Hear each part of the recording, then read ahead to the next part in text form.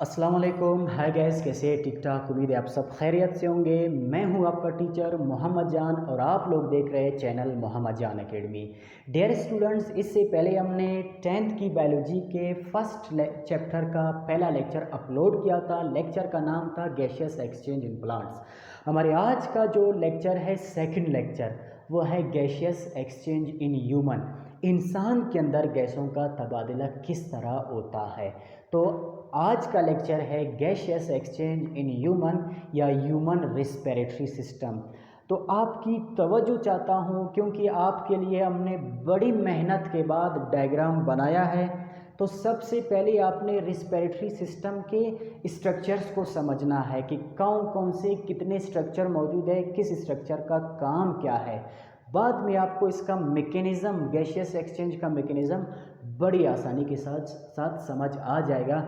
तो बढ़ते हैं डायग्राम की जानिब। आपकी तवज्जो चाहता हूँ, तसल्ली के साथ हर पॉइंट को समझने की कोशिश करते हैं, हर स्ट्रक्चर को समझने की कोशिश करते हैं, फिर मैकेनिज़्म को समझना आपके पास बड़ी आसानी के साथ आ जाएगा। आपको एक चीज़ बताता चलूँ, हमारे बॉडी के अंदर हर काम को, हर अफ़ाल को, हर फेल को करने के लिए सिस्टम मौजूद होता है। आपकी खून की सफाई के लिए, एक्सक्रीशन के लिए किडनीज़ का सिस्टम मौजूद होता है। आपकी ब्लड को सर्कुलेट करने के लिए आपके हार्ट वाला सिस्टम मौजूद होता है। तो गैसियस एक्सचेंज के लिए जो सिस्टम मौजूद होता है, इसको कहते हैं रिस्पिरेटरी सिस्टम। और आपका रिस्पिरेटरी सिस्टम बुनियादी तौर पर दो हिस्सों पर मुश्तमिल होता है, दो पार्ट्स पर मुश्तमिल होता है। एक पार्ट को कहते हैं एयर पैसेजवे, दूसरा पार्ट आपके पास है लंग्स। खैर, हम डायग्राम के थ्रू यक बयक हर स्ट्रक्चर को समझने की कोशिश करते हैं। तो आपके पास रिस्पिरेटरी सिस्टम स्टार्ट होता है नाक से। नाक के जो सुराख होते हैं, जिसको हम कहते हैं नॉस्ट्रिल्स, इसका इब्तिदा नॉस्ट्रिल से होता है। क्योंकि जब हम सांस लेते हैं तो हमारे अंदर, जब हमारे फेफड़ों में सांस चला जाता है, तो वो उसका इब्तिदा नॉस्ट्रिल से होता है। तो मैंने लिखा भी है, पहले नंबर पे आपके पास रिस्पिरेटरी सिस्टम में नॉस्ट्रिल मौजूद होते हैं। अभी देख ले, नॉस्ट्रिल्स आगे जाते हैं, यहाँ पे कैविटीज़ मौजूद होते हैं। नथनों के बाद, नॉस्ट्रिल्स के बाद कैविटीज़ मौजूद होते हैं। इन कैविटीज़ को कहते हैं नेज़ल कैविटीज़, जो नाक के पीछे होता है। उम्मीदें समझ रहे हैं। नॉस्ट्रिल, नॉस्ट्रिल के बाद का जो कैविटी है, इसको कहते हैं नेज़ल कैविटी। और साथ में यहाँ पे थर्ड नंबर पे आपके पास है माउथ, ज़बान, मुंह है आपका। इसके बाद एक चीज़ समझने की है, हमारे पास रिस्पिरेटरी सिस्टम में दो जंक्शन आते हैं। अक्सर स्टूडेंट्स इनको समझने में थोड़ा गलती करते हैं। आपके पास फेरेंक्स भी आता है, आपके पास लैरिंक्स भी आता है। आज इस चीज़ को क्लियर कर ले। आपके पास नॉस्ट्रिल है, नॉस्ट्रिल के बाद नेज़ल कैविटी है, और साथ में आपका माउथ है। आपकी नेज़ल कैविटी और माउथ यहाँ पे एक साथ खुल जाते हैं। देख ले, एक नाली तो आपकी नॉस्ट्रिल के ज़रिए जाता है और दूसरा आपके ज़बान के, माउथ के ज़रिए चला जाता है। तो ये दोनों एक साथ होते हैं, एक नॉस्ट्रिल वाला, एक ज़बान वाला, जहाँ पे एक साथ होते हैं। मैं समझने के लिए यहाँ पे इसको रेड से बनाया है। इस जंक्शन को, इस चौक को कहते हैं फेरेंक्स। चौथे नंबर पे मैंने नंबर दिया है, यानी नेज़ल कैविटी आके मिल जाता है, ज़ुबान का कैविटी, ओरल कैविटी आके मिल जाता है। इस जंक्शन को कहते हैं फेरेंक्स। तो आपने फेरेंक्स को समझ लेना है। फेरेंक्स के बाद यहाँ से सांस की नाली शुरू हो जाता है। एक जंक्शन और आ जाता है, इसको लैरिंक्स कहते हैं। इन दोनों के बीच आपने फ़र्क समझना है। तो देखते हैं, नॉस्ट्रिल हो गया, नॉस्ट्रिल के बाद की जो कैविटी है नेज़ल कैविटी, फिर आपकी ज़बान है, फिर ओरल कैविटी। नेज़ल कैविटी और ओरल कैविटी एक साथ मिल जाते हैं, इस जंक्शन को कहते हैं फेरेंक्स। अब इसके बाद यहाँ पे आपकी मौजूद है सांस की नाली, जिसको हम कहते हैं ट्रेकिया। याद रखें, आपके ट्रेकिया में कार्टिलेज से बने हुए सी शेप के रिंग मौजूद होते हैं। इन रिंग्स का क्या फ़ायदा है, देख ले। आप सोते हैं, कोई और काम करते हैं, तो आपका गर्दन बैंड हो सकता है। आप सोते हैं, आपका गर्दन बैंड है, लेकिन इन रिंग्स ने क्या किया है, ट्रेकिया को, सांस की नाली को बैंड होने से, बंद होने से बचाया है, ताकि आप क्या करें, सोते में भी आपकी सांस बंद ना हो। और इसकी पीछे का जो नाली है वो उसको कहते हैं एसोफेगस, खुराक की नाली, जो स्टमक में जाता है। ट्रेकिया, सांस की नाली, फेफड़ों में चला जाता है, लंग्स में चला जाता है। अभी आप यहाँ पे आपने देखना है, जिस नाली पे रिंग्स होते हैं सी शेप के, उसको कहते हैं ट्रेकिया, सांस की नाली। आप हाथ लगा के इसको महसूस भी करते हैं। लेकिन एक चीज़ समझना है, अब देख ले, यहाँ पे एक ही कैविटी आगे चला जाता है, लेकिन रास्ते दो बनते हैं। एक रास्ता खुराक वाला बनता है जो मैदे की तरफ जाता है, एक रास्ता सांस वाला बनता है जो फेफड़ों की तरफ आ जाता है।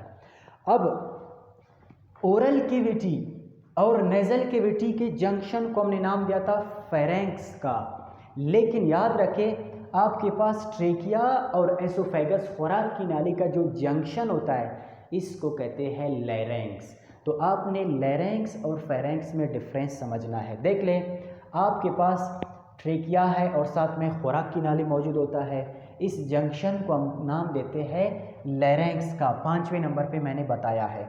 अब यहाँ पे एक चीज़ समझने की है, आप क्या करते हैं, जैसे ही कोई चीज़ खुराक निगल लेते हैं, आपके पास ट्रेकिया भी मौजूद है, आपके पास एसोफेगस, खुराक की भी नाली मौजूद है। इन दोनों के ऊपर एक लिड होता है, एक ढक्कन होता है, जिसको कहते हैं एपिग्लोटस। जो ए वाला सुराख है इसको कहते हैं ग्लोटस, और इसके ऊपर जो लिड होता है इसको कहते हैं एपिग्लोटस।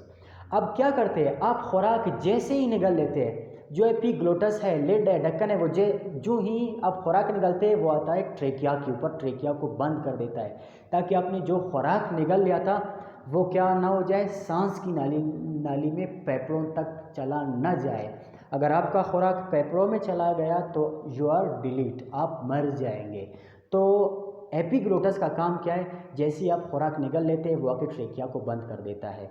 आप एक चीज़ आजमा भी लें, जैसे ही जो ही आप खुराक निगल लेते हैं, इस दौरान आप सांस लेने की कोशिश करें, इम्पॉसिबल, नहीं हो सकता। आप जितना भी ट्राई करें नहीं हो सकता। ये एक इनवॉलंटरी एक्शन होता है। जैसे ही आप खुराक निगल लेते हैं, एपिग्लोटस आके ट्रेकिया को बंद कर देता है। तो इस ढक्कन को कहते हैं एपिग्लोटस। जैसे ही आप खुराक अंदर ले जाते हैं वो आके ट्रेकिया को बंद कर देता है, ताकि आपकी सांस की नाली में कोई खुराक, कोई ज़र्रा न जाए। अगर गलती से भी कुछ ना कुछ चला जाए तो आपको हिचकी आ जाता है, वो वापस निकल जाता है। तो इस जंक्शन को कहते हैं लैरिंक्स। अब यहाँ पे कुछ दागे होते हैं, दो दागे मौजूद होते हैं म्यूकस से बने हुए। कहाँ पे, एपिग्लोटस के साथ। इनको कहते हैं वोकल कॉर्ड्स। इनके फैलने से, सिकुड़ने से आवाज़ पैदा होती है। इसलिए इस पॉइंट को जहन में रख ले, इन दागों की वजह से, वोकल कॉर्ड्स की वजह से लैरिंक्स को एक और नाम से पुकारते हैं, जिसको कहते हैं वॉइस बॉक्स। उम्मीद है आपने लैरिंक्स को भी समझ गया होगा। हो गया लैरिंक्स। लैरिंक्स के बाद जो सांस की नाली है, इसको हमने नाम दिया था ट्रेकिया का। ये आपके पास मौजूद है ट्रेकिया का, ट्रेकिया मौजूद है। ट्रेकिया आ जाता है हमारी जो स्टर्नम है, सीने की हड्डी है, उसके पीछे से। ट्रेकिया मज़ीद तकसीम होता है, दोनों लंग्स में चला जाता है।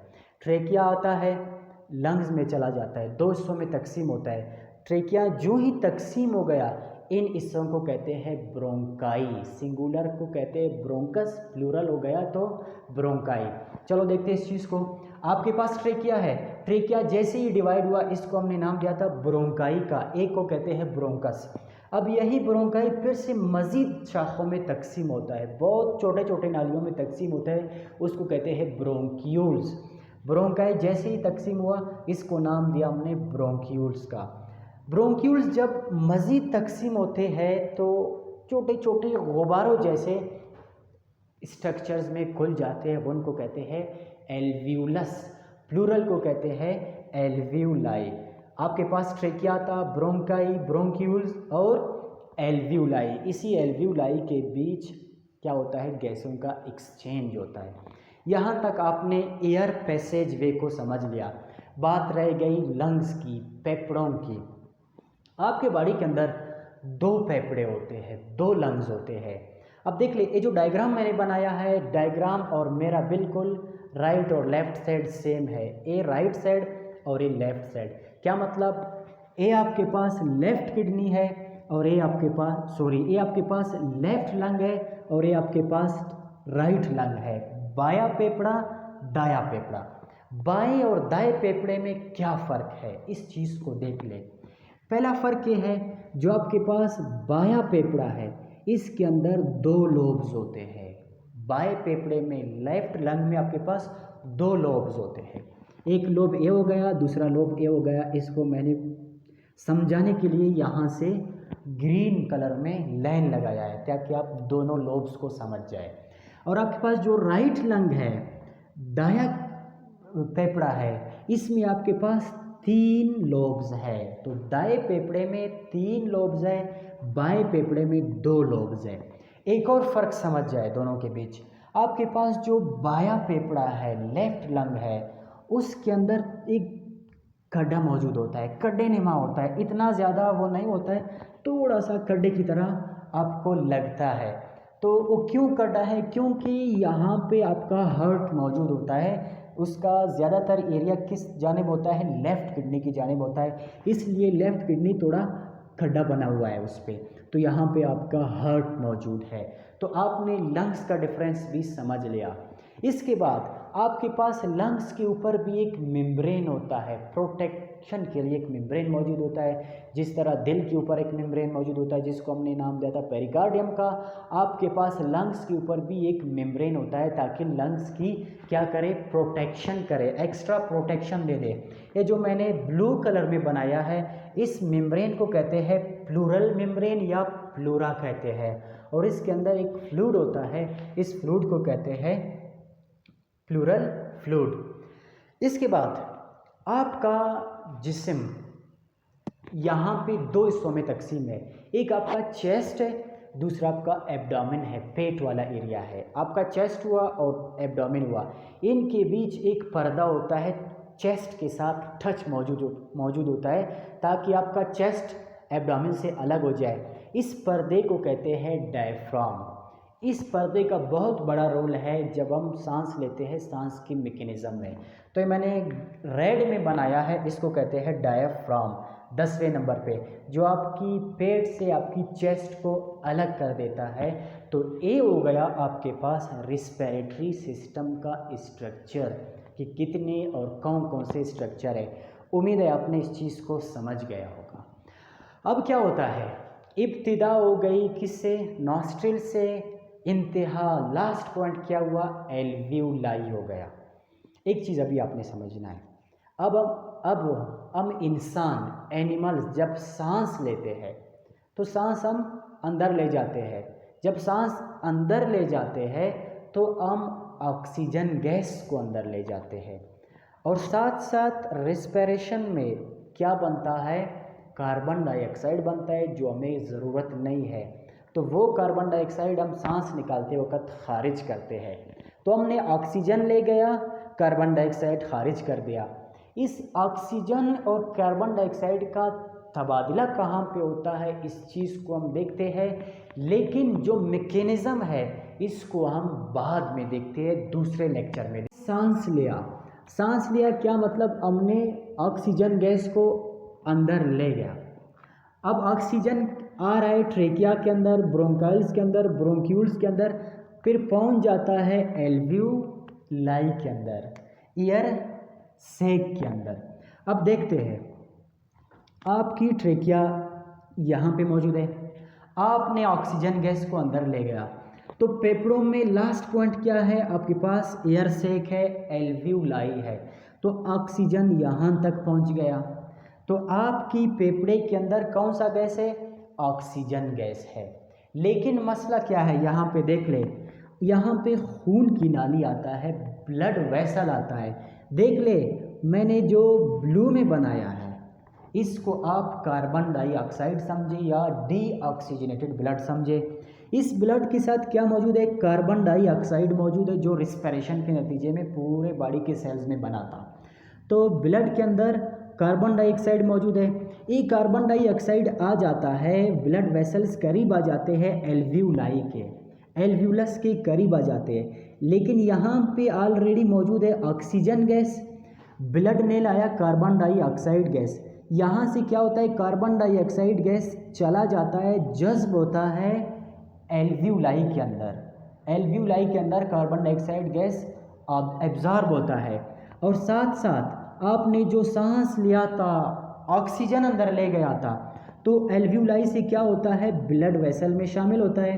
तो आपकी जो सांस के अंदर जो ऑक्सीजन गया था वो एल्वियोलाई से ब्लड वेसल में चला गया, फिर ये ब्लड के साथ शामिल हो गया, फिर से ये जा रहा है दिल की तरफ। ऑक्सीजन आपके खून में शामिल हो गया, आपके खून का कलर रेड हो गया, ये खून जाता है हार्ट की जानिब, फिर हार्ट उसको पंप करके पूरे बॉडी में फैलाता है। तो आपने जो ऑक्सीजन सांस में लिया था नॉस्ट्रिल्स के ज़रिए, ट्रेकिया के ज़रिए, ब्रोंकाइल के ज़रिए, वो कहाँ तक पहुँच गया, एल्वियोलाई तक पहुँच गया। वो एल्वियोलाई से कहाँ चला गया, ब्लड वेसल में चला गया, ब्लड वेसल ने उसको हार्ट की जानिब ले गया।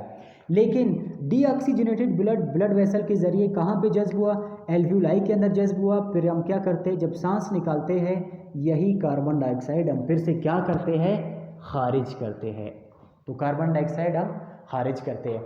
तो इस तरह मैकेनिज़्म होता है कि गैसों का एक्सचेंज कहाँ पे होता है, तो गैसों का एक्सचेंज एल्वियोलाई के एल्वियोलर डक्ट और ब्लड वेसल के डक्ट्स के दरमियान होता है, एब्जॉर्प्शन का प्रोसेस होता है। लेकिन एक चीज़ याद रखिए, जो हम सांस लेने का प्रोसेस जिसे हम कहते हैं वो हम दूसरे लेक्चर में हम आपको बता देते हैं, क्योंकि यहाँ पे जब हम सांस लेते हैं कुछ चीज़ें मैंने आपको और बताया है। देख ले, आपके पास रिब्स मौजूद होते हैं, आपके पास रिब्स है, साथ साथ रिब्स के बीच एक मसल होता है जिसको हम कहते हैं इंटरकॉस्टल मसल्स, और साथ में आपके पास डायफ्राम मौजूद होता है। तो मैकेनिज़्म ऑफ ब्रीथिंग में डायफ्राम का, रिब्स का और इंटरकॉस्टल मसल्स का बहुत बड़ा रोल होता है। यहाँ पे मैंने जिक्र इसलिए नहीं किया क्योंकि इसका अलग लेक्चर हम आपके लिए अपलोड करेंगे। फ़िलहाल के तक आपने एक्सचेंज ऑफ गैसेस को समझना है, और साथ साथ रिस्पिरेटरी सिस्टम के जो ऑर्गन्स है, जितने भी स्ट्रक्चर्स है, आप इसको भी समझें। मैकेनिज़्म के लिए हम अलग लेक्चर आपके लिए अपलोड करते हैं। तो उम्मीद करते हैं आपने रिस्पिरेटरी सिस्टम के डायग्राम को, स्ट्रक्चर्स को समझ गया होगा। साथ में आपको मैंने जोर दिया था फेरेंक्स और लैरेंक्स को समझने में, और साथ साथ गैसेस के एक्सचेंज को समझने में। तो उम्मीद है आप इन चीज़ों को समझ गए होंगे। अभी हम देखते हैं कि लिखाई हमारे पास क्या मौजूद है। जो बातें मैंने किया इन सब का खुलासा मैंने लिखा है। अगर आपने लेक्चर समझ लिया है तो आप ये चीज़ें इससे बल्कि ज़्यादा खुद से लिख सकते हैं। चलो बढ़ते हैं। हमारा टॉपिक था आज का गैसियस एक्सचेंज इन मैन। इंसान के अंदर गैसों का तबादला किस तरह होता है। In human gaseous exchange take place by a respiratory system. इंसान के अंदर गैसों का जो तबादला होता है, गैसियस एक्सचेंज होता है, जिस सिस्टम के ज़रिए होता है उस सिस्टम को क्या कहते हैं, रिस्पिरेटरी सिस्टम, जो आपके सामने मौजूद है। इसके बाद respiratory system is consist of two parts. Respiratory system दो पार्ट्स पर मुश्तमिल है। पहले मैंने जिक्र किया था एयर, एक को कहते हैं एयर पैसेज वे, हवा का रास्ता, हवा का रास्ता। दूसरा आपके पास है लंग्स। तो इन दोनों को डिस्कस करते हैं। खैर डिस्कस हमने किया था, यहाँ पे देखते हैं। जो आपके पास एयर पैसेज वे है, एक कितने पार्ट्स पर मुश्तमिल होता है, चलो देखते हैं इसको। सबसे पहले एयर पैसेज वे में आपके पास नॉस्ट्रिल्स है, जो डायग्राम में भी जिक्र किया हमने इसका। इसके बाद नेज़ल कैविटी है। नेज़ल कैविटी के बाद आपके पास फेरेंक्स है, जो हमने यहाँ पे 4th नंबर पे शो किया था। और फेरेंक्स के बाद आपके पास है लैरेंक्स, साउंड बॉक्स, जिसको हमने नाम दिया था। इस जंक्शन को हमने नाम दिया था फेरेंक्स का, इस जंक्शन को हमने नाम दिया था लैरेंक्स का, और लैरेंक्स का जो दूसरा नाम है उसको कहते हैं साउंड बॉक्स। इसके बाद आपके पास मौजूद है ट्रेकिया, 20 सेंटीमीटर जिसकी लेंथ है। ट्रेकिया जब तकसीम होता है उसको कहते हैं ब्रोंकाई। आपके पास ट्रेकिया आता है, जब वो तकसीम होता है ब्रोंकाई, जब ब्रोंकाई मज़ीद तकसीम होता है उसको कहते हैं ब्रोंक्यूल्स। तो पहला पार्ट हमारे रेस्पिरेटरी सिस्टम का एयर पैसेज वे हुआ, और एयर पैसेज वे 7-8 पार्ट्स पर मुश्तमिल है, वो भी हमने आपको बता दिया। दूसरा आपके पास है लंग्स।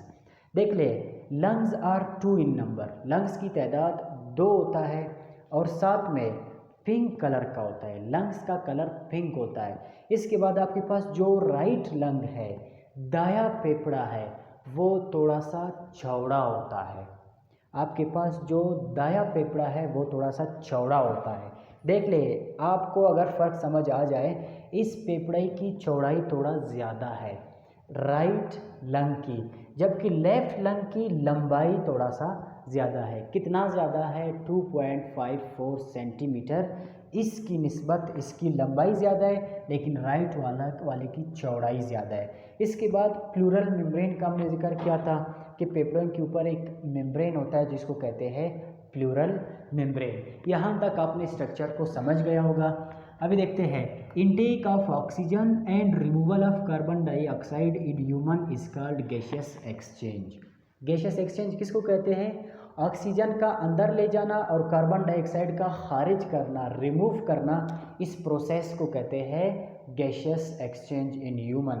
इसको एक और नाम से भी पुकारते हैं जिसको कहते हैं ब्रीथिंग, लेकिन रिस्पिरेशन इससे अलग है, वो हम नेक्स्ट लेक्चर में डिस्कस करते हैं। It is also called breathing. Exchange of oxygen and carbon dioxide take place between alveoli and blood vessel. Oxygen का और कार्बन डाइऑक्साइड का एक्सचेंज कहाँ पे होता है? हमने पहले भी जिक्र किया, ब्लड वेसल और एल्वियोलाई के डक्ट के बीच हो जाता है। यहाँ पे हमने इसका जिक्र किया था। Carbon dioxide from blood absorb in alveoli, blood से जो कार्बन डाइऑक्साइड आता है वो एल्वियोलाई के अंदर जज्ब होता है। ऑक्सीजन एब्जॉर्ब इन ब्लड, जो हमने सांस लेने के ज़रिए जो ऑक्सीजन अंदर ले आया था, एल्वियोलाई पे ले आया था, वो कहाँ जाता है? वो ऑक्सीजन ब्लड वेसल में चला जाता है और ब्लड वेसल का कार्बन डाइऑक्साइड एल्वियोलाई के अंदर चला जाता है। Carbon dioxide then remove from lungs through expiration. अब देख ले, ब्लड वेसल से कार्बन डाइऑक्साइड एल्वियोलाई में चला गया और वही कार्बन डाइऑक्साइड एल्वियोलाई से ब्रोंक्यूल्स, ब्रोंकाई और ट्रेकिया फिर नॉस्ट्रल के ज़रिए खारिज हो जाता है। इसके बाद oxygen from inspiration absorb in blood and carries towards heart. Oxygen जो हमने सांस लेने में अंदर ले गया था वो कहाँ जाता है? वो एल्वियोलाई से ब्लड वेसल में चला जाता है, फिर ब्लड वेसल ब्लड के थ्रू उस ऑक्सीजन को ले जाता है हार्ट की जानिब, फिर हार्ट इसको पंप करके तमाम सेल्स तक, 37 ट्रिलियन सेल्स तक इस ऑक्सीजन को जो इंस्पिरेशन में हमने लिया था पहुंचा देता है। फिर वहाँ पे रिस्पिरेशन का प्रोसेस शुरू हो जाता है सेल के अंदर। तो रिस्पिरेशन और ब्रीथिंग में फ़र्क है, इस फ़र्क को आपने समझना है।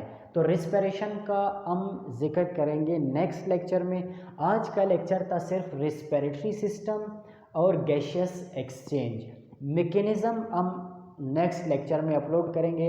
यहाँ तक आपने रिस्पिरेटरी सिस्टम को, structures related to respiratory system और उनके बीच फ़र्क और साथ साथ गैसियस एक्सचेंज को समझना है। तो उम्मीद है आज का लेक्चर आपको समझ आ गया होगा। नेक्स्ट लेक्चर तक आपसे इजाज़त चाहते हैं, अपनी दुआओं में याद रखिएगा। अल्लाह हाफ़िज़।